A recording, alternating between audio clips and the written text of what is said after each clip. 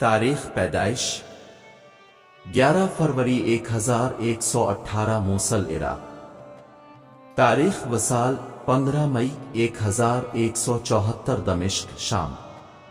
سلطان نور الدین زنگی رحمۃ اللہ علیہ عشاء کی نماز پڑھ کر سوئے کہ اچانک اٹھ بیٹھے اور نم آنکھوں سے فرمایا، میرے ہوتے ہوئے میرے آقا دو عالم صلی اللہ علیہ وسلم کو کون ستا رہا ہے؟ آپ اس خواب کے بارے میں سوچ رہے تھے جو مسلسل 3 دن سے انہیں آ رہا تھا، اور آج پھر چند لمحوں پہلے انہیں آیا، جس میں سرکار دو عالم نے 2 افراد کی طرف اشارہ کر کے فرمایا کہ یہ مجھے ستا رہے۔ اب سلطان کو قرار کہاں تھا؟ انہوں نے چند ساتھی اور سپاہی لے کر دمشق سے مدینہ جانے کا ارادہ فرمایا۔ اس وقت دمشق سے مدینہ کا راستہ 20-25 دن کا تھا، مگر اپنے بغیر آرام کیے یہ راستہ 16 دن میں طے کیا۔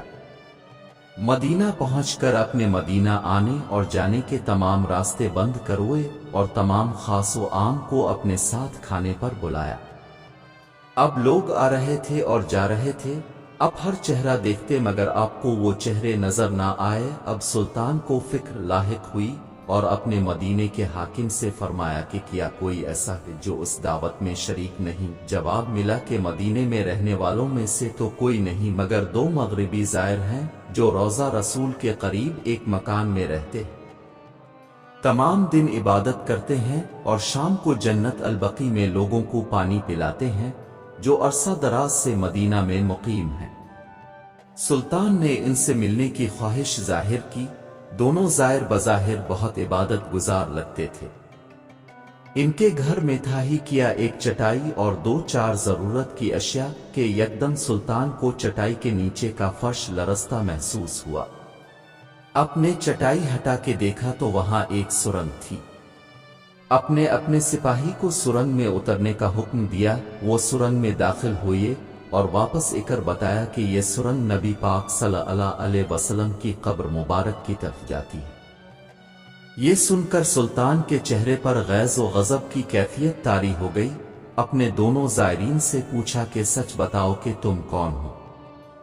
حیل و حجت کے بعد انہوں نے بتایا کہ وہ یہودی ہیں اور اپنے قوم کی طرف سے تمہارے پیغمبر کے جسم اقدس کو چوری کرنے پر مامور کیے گئے۔ سلطان یہ سن کر رونے لگے۔ اسی وقت ان دونوں کی گردنیں اڑا دی گئیں۔ سلطان روتے جاتے اور فرماتے جاتے کہ میرا نصیب کہ پوری دنیا میں سے اس خدمت کے لیے اس غلام کو چنا گیا۔ اس ناپاک سازش کے بعد ضروری تھا کہ ایسی تمام سازشوں کا ہمیشہ کے لیے خاتمہ کیا جائے۔ سلطان نے معمار بلائے اور قبر اقدس کے چاروں طرف خندق کھودنے کا حکم دیا، یہاں تک کہ پانی نکل آئے۔ سلطان کے حکم سے اس خندق میں پگھلا ہوا سیسا بھر دیا گیا۔ بعض کے نزدیک سلطان کو سرنگ میں داخل ہو کر قبر انور پر حاضر ہو کر قدمین شریفین کو چومنے کی سعادت بھی نصیب ہوئی۔